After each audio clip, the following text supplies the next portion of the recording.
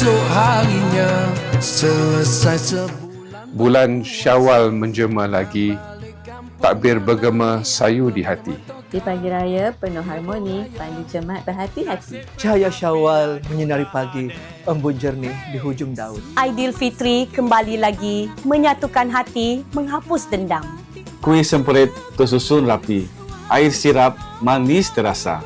Andai tersalah tutur dan budi, maaf dipinta sepenuh rasa. Anak bulan indah bercahaya, malam Syawal penuh rahmat. Aidilfitri berkat menjelma mulia, silaturahim diperkukuh era. Ketupat rendang juadah tradisi, takbir bergema menggetar jiwa.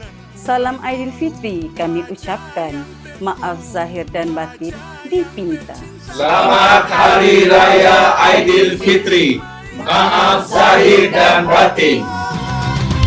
Selamat pulang ke kampung halaman, salam lebaran kita raikan. Aidilfitri yang paling ceria, ke Perak kita beraya.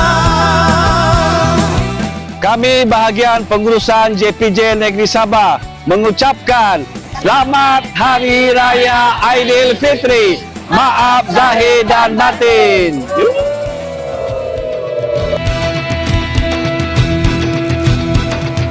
Kami dari bahagian penguatkuasa JPJ Negeri Sabah ingin mengucapkan Selamat Hari Raya Aidilfitri, maaf zahir dan batin. Bermain-main di mata. Kami dari bahagian penjuruteraan otomotif dan unit pemeriksaan teknikal mengucapkan Selamat Hari Raya Aidilfitri, maaf zahir dan batin. Onsor. Perak kita beraya. Sempena musim perayaan yang bakal menjelang tiba, pastikan renew insurans anda, perbaharui lesen kendaraan motor anda, dan hati-hati di jalan raya. kami mewakili bahagian pelaksanaan kandang JPJ Negeri Sabah ingin mengucapkan Selamat Hari Raya Aidilfitri, maaf zahir dan batin.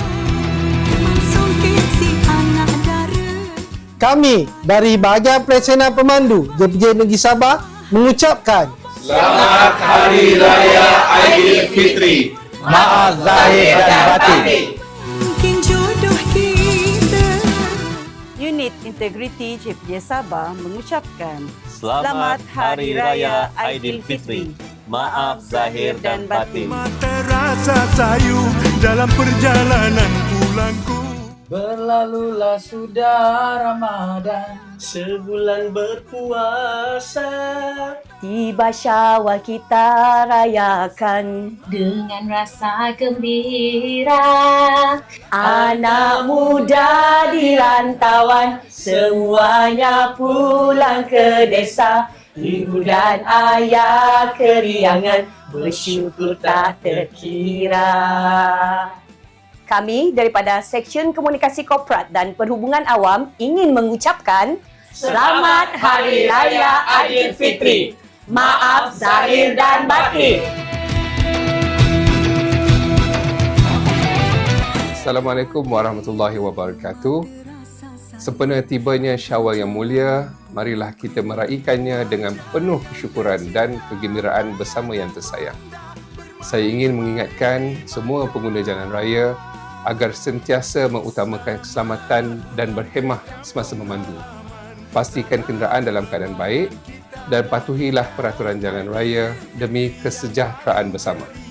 Di kesempatan ini, saya mengucapkan Selamat Hari Raya Aidilfitri, maaf zahir dan batin, minal aidin wal faizin kepada semua warga Jabatan Pengangkutan Jalan, khasnya JPJ Negeri Sabah, para penjawat awam, keluarga tersayang dan semua pengguna jalan raya. Pandu cermat, sampai selamat.